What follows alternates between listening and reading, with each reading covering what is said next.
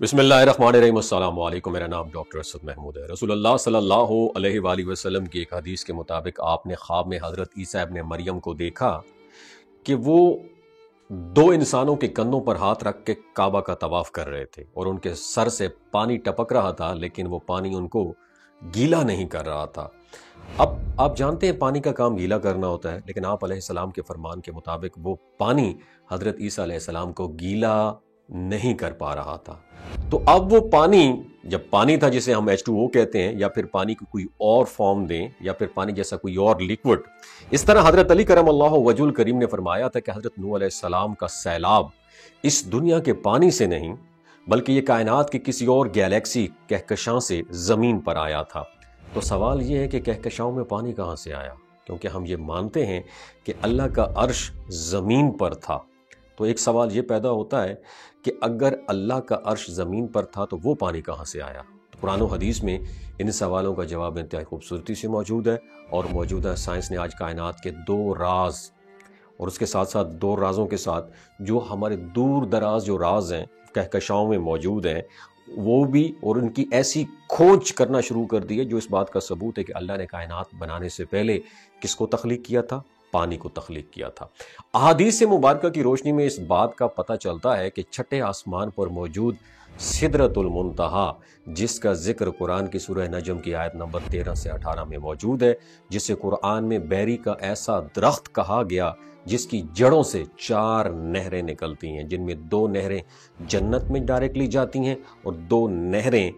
زمین پر دریائے فرات اور نیل کی شکل میں۔ یہ وہ مقام ہے جہاں تک فرشتوں کی ایکسیس اب پہنچ موجود ہے، لیکن رسول اللہ صلی اللہ علیہ وآلہ وسلم معراج کی رات اس مقام سے بھی آگے اللہ سے ملاقات کرنے کے لیے تشریف لے گئے تھے۔ اس درخت کی جڑوں سے پانی نکلنے کے ذکر سے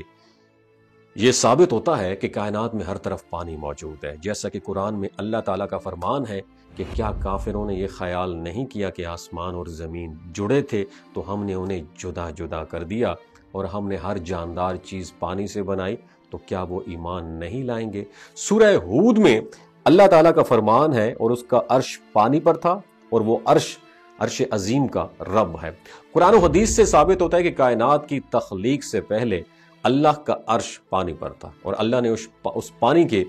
2 حصے کر دیے۔ سیدنا ابن عباس رضی اللہ تعالیٰ عنہ سے اس آیت کے بارے میں سوال ہوا کہ پانی کس چیز پر تھا، تو آپ نے فرمایا ہوا کی پیٹھ پر تھا پانی۔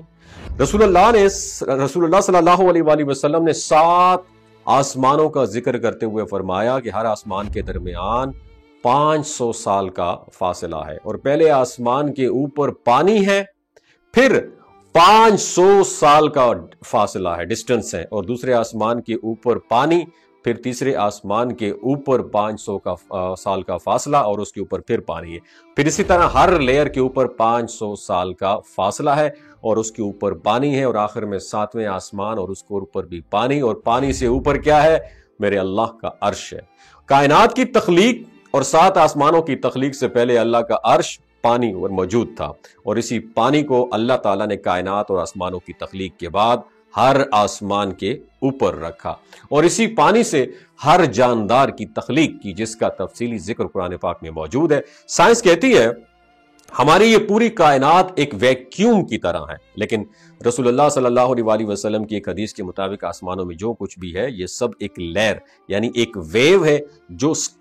رکی ہوئی ہے، اور لہر کا تعلق پانی سے ہے، یعنی یہ سب کچھ اربوں خربوں ستارے یہ سب پانی کی ایک لہر میں تھما ہوا ہے۔ سائنسی زبان میں یہ سب اس لیے رکا ہوا ہے کیونکہ زمین کے اوپر خلا میں گریویٹی نہیں ہے، اس لیے ہمیں بارش کے قطرے بادلوں سے نیچے گرتے ہوئے نظر آتے ہیں، اور ایسٹروناٹس خلا میں گریویٹی کے بغیر آپ کو تیرتے ہوئے نظر آتے ہیں۔ سائنس اس بات کو خود ثابت کر رہی ہے کہ ہماری کائنات میں پانی موجود ہے، جیسے کہ حال ہی میں ناسا کے سائنسدانوں کی جانب سے ایک حیرت انگیز دریافت سامنے آئی ہے، جس نے سب کو چونکا کے رکھ دیا کہ انہیں خلا میں 140 کھرب سمندروں کے برابر تیرتا ہوا پانی مل گیا ہے، اور یہ پانی ایک بہت بڑا بلیک ہول کے قریب ہے جو ہمارے سورج سے تقریباً 20 بلین گنا بڑا ہے۔ ناسا کے مطابق پانی کا یہ سورس، یہ ذخیرہ اس وقت سے خلا میں سفر کر رہا ہے جب کائنات بہت چھوٹی تھی، اور یہ دور دراز پانی کا ذخیرہ ناقابل حد یقین حد تک جو ہے نا بہت بڑا ہے، جس میں زمین کے تمام سمندروں سے تقریباً 140 کھرب سمندروں سے بھی زیادہ پانی وہاں پہ سٹاک موجود ہے۔ یہ دریافت باقی حیرت انگیز ہے اور کائنات کے بارے میں ہماری سمجھ کو ایک نئی ڈائریکشن دیتی ہے۔ سائنسدانوں نے جو پانی کا ذخیرہ دریافت کیا وہ کائنات کے ابتدائی دور سے تعلق رکھتا ہے، اور اس کی موجودگی میں یہ بات ثابت ہوتی ہے کہ پوری کائنات میں ابتدائی طور پر پانی موجود تھا، جو زمین تک پہنچنے کے کئی ارب سال بعد بھی بہت اہمیت رکھتا ہے۔ یہ پانی ایک ایکواسار کے گرد، یعنی ایکواسار ٹائپ جو ہوتی ہے اس کے گرد چکر لگاتا ہے، جو کہ انتہائی طاقتور اور روشن نیوکلیئر توانائی کے مرکز پر مشتمل ایک پلانٹ، ایک ستارہ ہے، اور یہ ایکواسار 12 بلین نوری سال کی دوری پر واقع ہے، اور اس کے گرد جو موجود پانی ہے اس کی مقدار زمین کے تمام سمندروں سے 140 کھرب گنا زیادہ ہے۔ اور اس پانی کے ذخیرے کا ہونا اس بات کا اشارہ ہے کہ کائنات میں پانی کا وجود کسی بھی وقت کے دوران ہو سکتا تھا، اور اس دریافت سے یہ بھی پتہ چلتا ہے کہ پانی کی مقدار صرف زمین تک محدود نہیں بلکہ یہ کائنات کے مختلف حصوں میں بھی موجود ہو سکتی ہے۔ اس سے سائنسدانوں کو یہ بھی امید ہے کہ مستقبل میں ہم کائنات کے دیگر حصوں میں زندگی کی تلاش میں کامیاب ہو سکتے ہیں، کیونکہ پانی زندگی کی بنیادی ضرورت ہے، اور یہ دریافت نہ صرف سائنسدانوں کے لیے ایک انتہائی تحقیقاتی کانٹینٹ ان کو فراہم کرتا ہے، بلکہ یہ ہماری کائنات کی تخلیق اور اس کے اجزاء کے بارے میں نئے سوالات بھی اٹھاتی ہے۔ ابن ماجہ کے ابتدائی صفحات میں بھی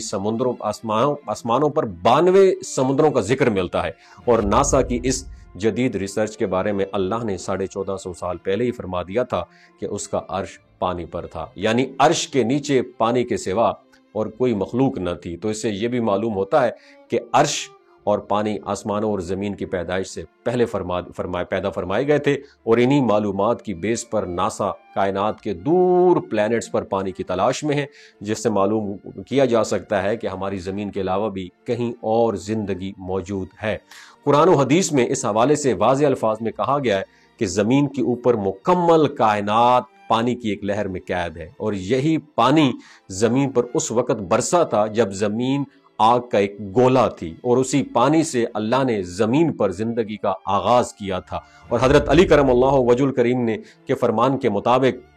حضرت نوح علیہ السلام کا طوفان اس زمین کے سمندروں کے پانی کا نہیں تھا، بلکہ وہ کائنات کی کسی اور ڈائمنشن سے ہماری دنیا میں لایا گیا تھا۔ اور قرآن و حدیث کی یہ وضاحت ہم سب کے لیے عقل کی ایک بہت بڑی نشانی ہے، لیکن اگر ہم غور کریں تو۔ دوستو، اس ویڈیو کے بارے میں آپ کیا کہتے ہیں؟ نیچے کامنٹ سیکشن میں اپنا ایکسپیرینس ضرور شیئر کیجیے۔ اپنا اور اپنے ساتھ جڑے رشتوں کا خیال رکھیے۔ اللہ حافظ۔ السلام علیکم، اٹس می رمشا خان۔ میں ایک ٹی وی آرٹسٹ ہوں۔ آج میں شلاجیت کے بارے میں کچھ بتانا چاہتی ہوں۔ شلاجیت کے اندر 85 منرلز ہوتے ہیں۔ اگر آپ چیزوں کو جلدی بھول جاتے ہیں، مردانہ کمزوری محسوس کرتے ہیں، اولاد جیسی نعمت سے محروم ہیں، سپرم کاؤنٹ کم ہے، آپ سدا بہار جوان نظر آنا چاہتے ہیں، خون کی کمی کو دور کرنا چاہتے ہیں، ہڈیوں جوڑوں کے دردوں سے نجات حاصل کرنا چاہتے ہیں، موٹاپا کم کرنا چاہتے ہیں، تو شلاجیت کو ضرور استعمال کریں۔ ہمیشہ آرگینک اور قدرتی چیزوں کا استعمال کریں۔ کیمیکل والے فوڈ سپلیمنٹس خدا آپ نے استعمال نہیں کرنے۔ اگر آپ شلاجیت کو آرڈر کرنا چاہتے ہیں تو ڈاکٹر اسد محمود کی ہیلتھ سائٹ شلاجیت کو آرڈر کریں، تو اسکرین پر دیے گئے نمبر پر رابطہ کریں۔ 3 باتوں کا آپ نے خیال رکھنا ہے، یہ کوئی بھی نہیں بتاتا۔ حاملہ خواتین، ہائی بلڈ پریشر میں مبتلا افراد، 15 سے 20 سال نوجوان نسل جو غیر شادی شدہ ہیں، ایمی سیکشول پاور کو بوسٹ کرنا چاہتی ہے تو ڈاکٹر کی ایڈوائس کے بغیر استعمال نہ کریں۔ باقی سارے لوگ بے دھڑک اور سردی گرمی میں استعمال کر سکتے ہیں۔ بہت شکریہ۔